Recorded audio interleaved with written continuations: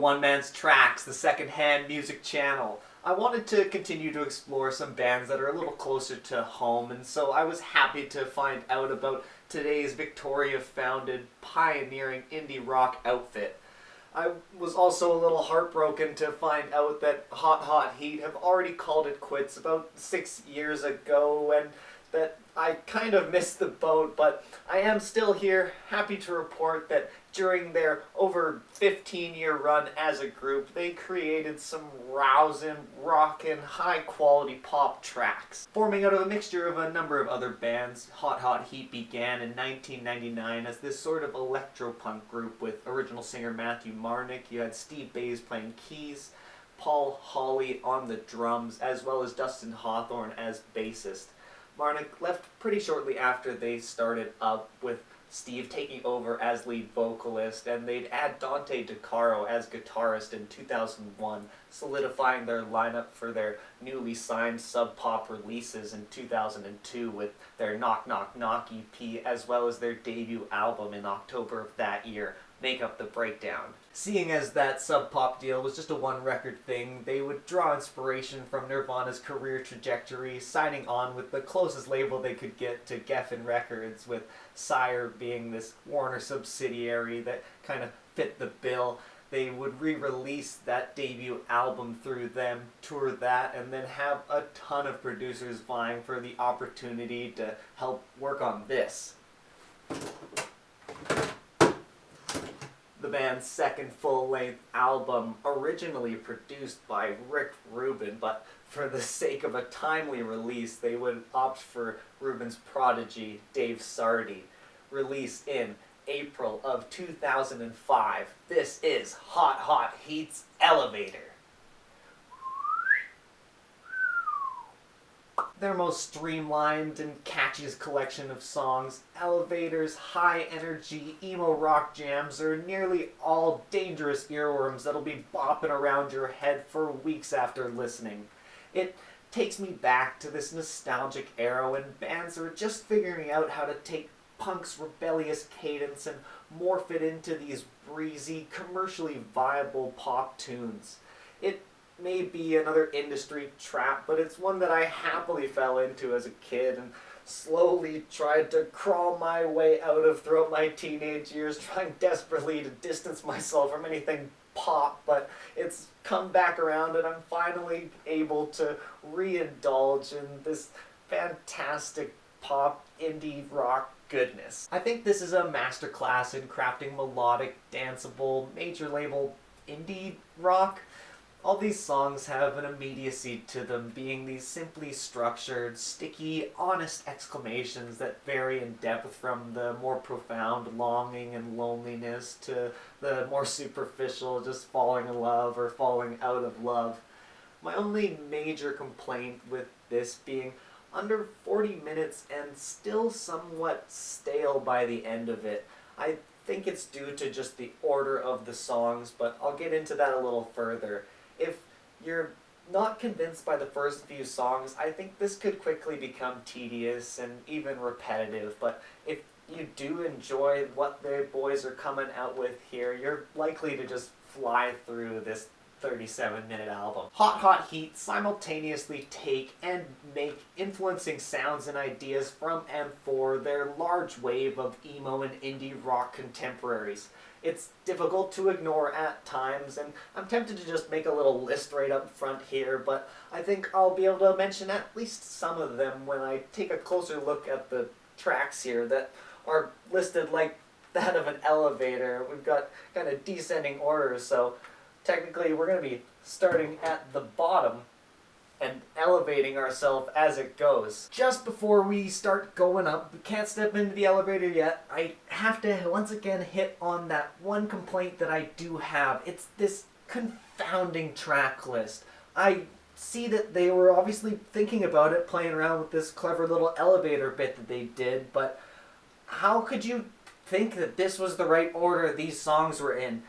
After just a week of listening to this album, it took me less than an hour to kind of sarcastically throw together a track list I think is far better. I've got it linked down in the description next to the actual track list of the proper album, so any hardcore Triple H fans that want to shop and compare and tell me what you think, I'd appreciate that, because that's what kills this album for me. If it was in the right order, I think this thing is a clear classic. Now with that out of the way, let's get into this album the way they want us to start it, with the 17-second opener titled Introduction that would be completely unnecessary if they started this album off with anything besides the track Running Out of Time.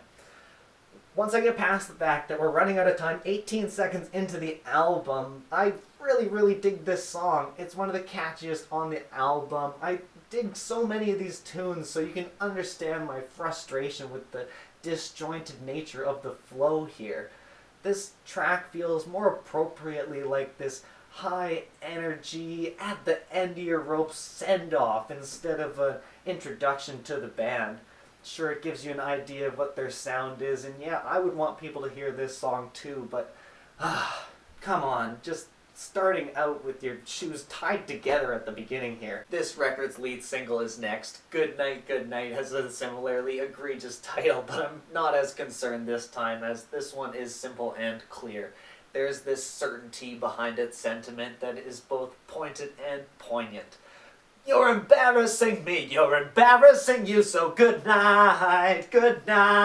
If you're not paying all that much attention, I could see someone writing these guys off as your run-of-the-mill indie poppers, but when you get a song with subject matter like Ladies and Gentlemen, it excites me. You get something unique these guys brought to the table, even though their sound could somewhat sit in between the Shins and the Billy Talent pretty comfortably as nothing to stand out, but this track in particular at least has some funkier notes that gives it a little taste of originality, but it's, like I said, that subject matter. This track about some guy coming around you don't really want to have around, but he comes around anyways.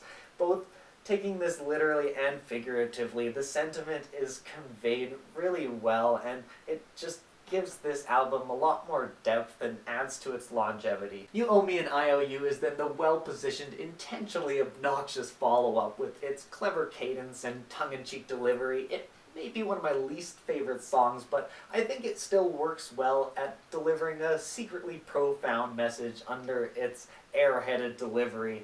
I really like the line, "The only thing constant was the constant reminder they never change." There's a lounge-like transition called No Jokes Back that leads us into my absolute favorite hot song, Jingle Jangle. Like they did with Ladies and Gentlemen, they tell this common concern through a tale that is burdened. This is a story of a salesman's day-to-day pursuit of selling useless things to people he doesn't care about. He's compromised his morals in order to pursue his perfect plan of living a free life. This album's best use of keyboards shows up here, as well as some of the best lines too. This better not be all I got, I never thought I'd end up here. Ooh, I love this song. That existential song is followed by yet another with Picking It Up, an up-tempo number about the push and pull of wanting to fit in. It doesn't cut nearly as deep with its more childish lyrics and aggressive instrumentation that has this bass line that I can't help but hear the similarity to that hook off of Mississippi Queen, but there's just no wailing guitar riffs here. Coming in a close second for favorite tracks here is the incredibly danceable Island of the Honest Man. Some phenomenal guitars, a euphoric sing-along chorus, and just some wholesome reflections make this just a wonderfully inviting track. The second single on this album is the everlasting Middle of Nowhere, a song that if you turn on the radio and you're in Canada, you'll likely still hear it because this is just so pristinely produced. It's a shimmering, feel-good pop rock song that I cannot believe has not been used in the inciting incident or the climax of a rom-com. It did get used in the first season of a great show that was shot in Vancouver, Psych, so there's at least that there. This track just has bottled those emotions, and it delivers it every time. As much as it's not my cup of tea and it has been overplayed for me, it's still a great song, and you can't deny it. Next we get one of the biggest hurdles of this album, the band's best attempt at ruining the project. It's the song Dirty Mouth, and it's just bad. I think it's about cheating, but I honestly just don't care. It slams into you with its obnoxious chorus, and it makes you wish that the album just ended in the middle of nowhere.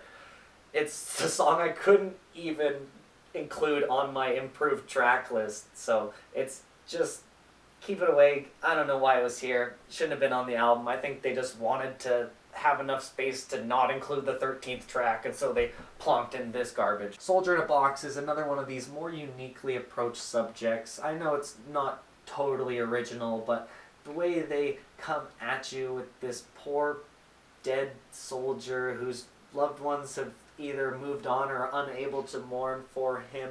He's forced in his loneliness to serenade himself. This emotional cut just hits really well, but it's totally undercut by the previous song, Dirty Mouth, just being terrible and making you not even want to be listening anymore. God, fix this track list, otherwise there's not a chance the vinyl reissue, or if they ever make one, is something I'm going to be looking for, because I just can't abide by this. Like many superstitious builders, the 13th floor of this project is just the last 4 seconds of Soldier reverberating out, and so you can skip straight to the 14th song, Shame on You. It unfortunately feels like the next chapter to Dirty Mouth, with its similarly jarring, abrupt chorus and childlike lyricism.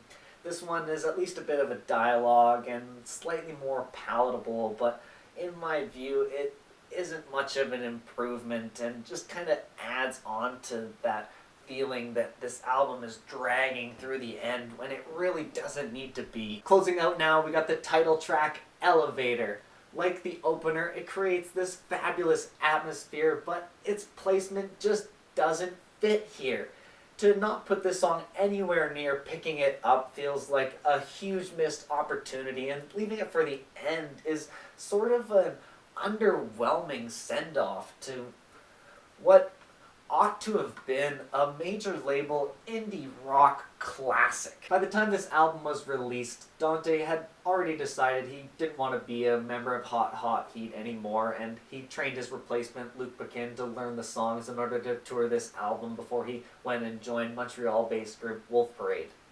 Luke remained a member of the group for the following 3 Hot Hot Heat albums along with Steve and Paul, but Dustin Hawthorne was only a member for their first 3 albums, leaving in '08 after Happiness Limited's release. Parker Bosley replaced him for a couple of years during that time. They released their independently recorded Future Breeds album. Then he was replaced in 2010 by Lewis Hearn, who would be their final bassist for their final album in 2016, the self-titled Hot Hot Heat, which, in my opinion, is probably their second best album behind this one I've simply just spent more time connecting with. It's really nice that they managed to put together an excellent farewell record that calls back to their youthful beginnings and just is fairly cohesive, especially while tensions were beginning to mount within the band. There's definitely still some creative juices flowing out of some of these members, with groups popping up like Fur Trade, Left Field Messiah, Johnny and the Moon, as well as the Mounties. Steve Bays has helped remix and record dozens of albums in his home studio for big names as well as local bands, and there was rumors of a Hot Hot Heat reunion before the pandemic hit, and now Bays says there's still about a 50-50 chance that they'll get back together, so fingers crossed, maybe we'll get them one of these days, but no rush, guys. Do what you can, and when it comes time, the time will be there, and I'll be ready to rock on side you. It's inspiring and honestly a little bit frustrating to have just discovered a band that found this much success right in my backyard, all unbeknownst to me, during a time I should have been listening to them. Hindsight's 2022, I guess, but I'm thankful for the 5 albums they did put out, and I'm looking forward to scooping them up and using them as entry points to possibly discover some more Vancouver or Victoria-based bands that may still be around and make the rounds around BC one of these days. Said the Whale and Mother Son, maybe the only two bands I can think of right now that are from BC that I've actually gotten the chance to see live, and so if you know any BC or Alberta bands from any genre, please leave me a comment down below. I'd love to check them out and maybe get a chance to actually get to see them and make that cool, intimate connection that you can only get from a live performance. If you don't know any, just tell me your favorite Canadian artist and maybe check out some more recent Canadian discoveries I've made. Subscribe for next week's secondhand band retrospective, throwback reviews coming at you. Thanks a million for watching. Now, get away from me, dog. Get away from my life. So good night. Good night. You're embarrassing me. You're embarrassing you. Good night.